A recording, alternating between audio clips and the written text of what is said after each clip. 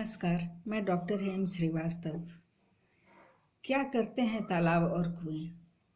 हम कितने ही तालाब, पोखर और कुएं खुदवाते हैं, उनमें पानी का संचय करते हैं। इनका क्या महत्व है? आखिर ये पर्यावरण में, प्रकृति में करते क्या हैं?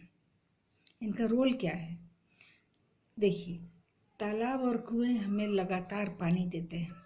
जब तक भूमिगत जल है, भूमि के अंदर जल है, तब तक कुएं और तालाब भरे रहते हैं। या जब तक वर्षा होती रहती है तब तक तालाब और कुएं भरे रहते हैं। या जब तक मिट्टी में नमी होती है तब तक तालाब और कुएं हमें पानी सप्लाई करते हैं, पानी की आपूर्ति करते हैं। बहुत जगहों पर, बहुत मोहल्लों में, बहुत गाँवों में तो कुएं और तालाब ही आज भी जलापूर्ति का स्रोत है। अब दैनिक जीवनचर्या की क्रियाओं को देखिए, कपड़े धोना, नहाना, पशुओं को नहलाना या खेत पटाना, ये तालाब और कुएं के पानी से आज भी बहुत जगह होते हैं जहाँ पर सतही जल की मात्रा मिट्टी में है, धरातल के नीचे है, सतही जल नीचे तक पहुँचा हुआ है। वहाँ पर ये हरे भरे रहते हैं और ये पानी की सप्लाई करते हैं। तो पानी की आपूर्ति तो इनका सबसे बड़ा काम है। लेकिन ये बताइए कि क्या और भी कोई रोल है? क्या ये और भी कुछ करते हैं? देखिए, तालाब और कुएं सतह पर होते हैं, पोखर सतह पर होते हैं, धरातल की सतह पर होते हैं। तो ये इनसे लगातार जो वाष्प निकलता है, ये थर्मल इक्विलिब्रियम का काम करता है, तापमान के संतुलन का काम करता है। तो पानी का भी और उसके निकट की हवा का भी और उसके आसपास के वातावरण का भी, और आसपास यदि गांव बसे हुए हैं, खेत है, तो वहाँ भी जलवाष्प की आपूर्ति निरंतर होती है। और इस कारण तापमान भी संतुलित रहता है, क्योंकि जलवाष्प की काफ़ी बड़ी भूमिका है तापमान को संतुलित करने में। जलवाष्प बनने में ताप खर्च होता है, जलवाष्प इधर से उधर जाने में ताप का बैलेंस बनता है, सब जगह ताप बराबर करने की कोशिश करता है, तो ताप बैलेंस एक होता है। इसके अतिरिक्त मिट्टी में नमी की जो परसेंटेज है, मिट्टी में जो नमी की अवस्था है, मॉइस्चर की अवस्था है, उसको तालाब और पोखर बरकरार रखते हैं, बरकरार करने की कोशिश करते हैं। तालाबों और पोखरों से और कुओं के पेंदों से पानी बूंद बूंद होकर के मिट्टी से एक कण से दूसरे कण, दूसरे कण से तीसरे कण होकर के ये काफ़ी दूर दूर तक ये जाता है। इस प्रक्रिया को हम कहते हैं परकोलेशन, परकोलेशन ऑफ वाटर। इस परकोलेशन के चलते काफ़ी दूर तक की मिट्टी सिंचित होती है, और वहाँ पर अगर ज़्यादा पानी वाली फसलें नहीं तो भी कम पानी वाली फसलें लगाई जा सकती हैं। तो ये मिट्टी पर प्रभाव है। इसके अलावा जीव जंतुओं पर, वहाँ की बायोडाइवर्सिटी पर भी इनका असर पड़ता है। मिट्टी में यदि सूखी मिट्टी होती है और तो बिल्कुल अलग बायोडाइवर्सिटी होती है, या वो स्थान बायोडाइवर्सिटी से पुअर होता, उस स्थान में काफ़ी पुअर बायोडाइवर्सिटी होती, वहाँ पर मिट्टी में रहने वाले बहुत से सूक्ष्म जीव, आर्थ्रोपोड्स, नेमाटोड्स आदि वहाँ नहीं रह पाते, या फिर इंसेक्ट्स जो कि यूज़फुल भी हो सकते हैं वो वहाँ नहीं रह पाते, यूज़फुल बैक्टीरिया वहाँ पर नहीं रह पाते। तो इनके लगातार मॉइस्चर सप्लाई के चलते मिट्टी को नम रखने के कारण बिल्कुल बायोडाइवर्सिटी रिच हो जाती है। अगला महत्व ये है कि इनकी उपस्थिति के कारण खाद बनने में, कंपोस्ट बनने में भी आसानी होती है। प्राकृतिक खाद कहाँ से आती है? पेड़ से पत्ते गिरते हैं, सूखी डंडियाँ गिरती हैं, या घरेलू कचरा जो डिकम्पोजेबल कचरा होता है, बायोडिग्रेडेबल जो कचरा होता है, उसको अगर मिट्टी से नमी मिलती है तो वहीं के वहीं बगैर बारिश का इंतज़ार किए और बिना किसी प्रोसेस का इंतज़ार किए कंपोस्ट खाद बनने लगती है, या इको फ्रेंडली खाद वहाँ पर बनना शुरू हो जाती है। मिट्टी के अंदर स्वतः खाद का निर्माण होने लग जाता है। तो ये एक बहुत बड़ी देन है, तालाबों और कुओं की एक बड़ी देन है।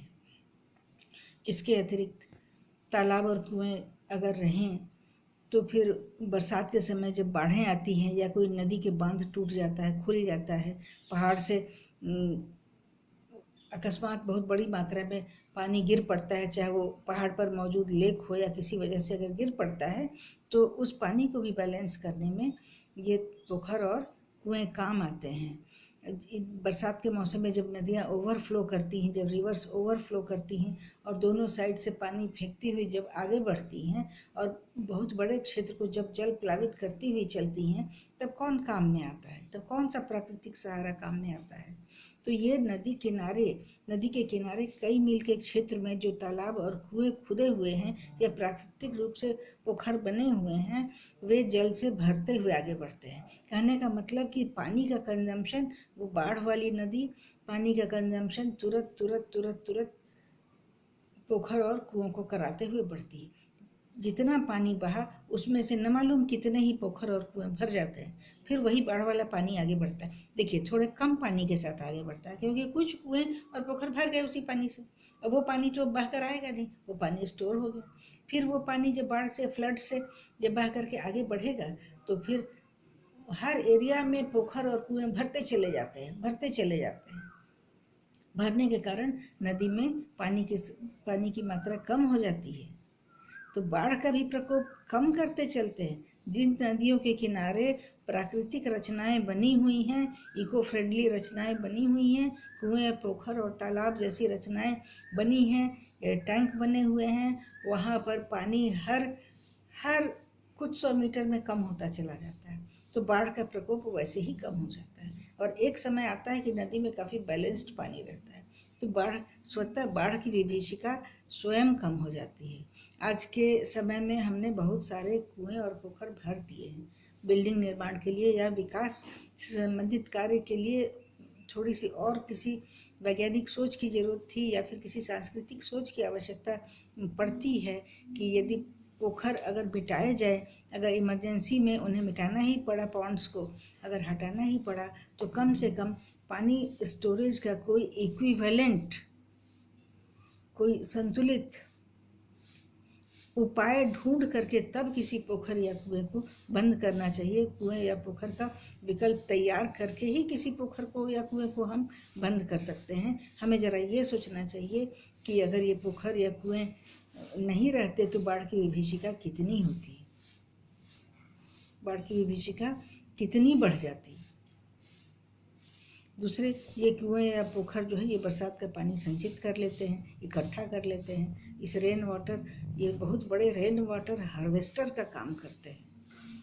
ये पानी को स्टोर करते हैं और उन महीनों में, अक्टूबर के बाद के उत्तरी भारत में विशेषकर और बहुत हद तक दक्षिणी भारत में भी, जब वर्षा का समय जब बीत जाता है, तब ये तालाब और पोखर और कुएं जब भर जाते हैं, तो बाकी समय बरसात समाप्त होने के बाद भी कम से कम 5 महीने 6 महीने ये पानी की अनवरत सप्लाई करते हैं। अगले मानसून के या अगली बरसात के आने से पहले तक ये अक्सर ज़रूरत की पूर्ति करते हैं। और ये देखा जाता है कि गर्मी के ठीक पहले वाले समय में ये कुएं और पोखर ही काम आते हैं। तो इस प्रकार से इनका महत्व बहुत ज़्यादा है। इन्हें यूँ ही मिटाया नहीं जाना चाहिए। अगर इन्हें मिटाना पड़े तो इनका विकल्प तैयार करके एक पूरी वैज्ञानिक योजना बना करके बड़े चरणबद्ध तरीके से इन्हें स्थान परिवर्तित किया जाना चाहिए, न कि इनकी संख्या कम की जानी चाहिए। तो फिर मिलते हैं हम अगली बार। अपने विचार हमें देंगे, हमें सुझाव देंगे। आपके सुझावों का हमें स्वागत रहेगा। अगर कोई गलती होगी, कोई भूल है इस वीडियो में, तो कृपया करके सुधारेंगे। मैं भी कोई विद्वान नहीं हूँ, मैं बिल्कुल साधारण समझ वाली व्यक्ति हूँ। तो हम हमारी गलतियों को भी सुधारते चलेंगे, अपने विचार देते चलेंगे। आपके विचारों पर हम ज़रूर अगला वीडियो बनाएंगे। और फिर इसके साथ आपसे विदा लेती हूँ। जय हिंद, जय भारत।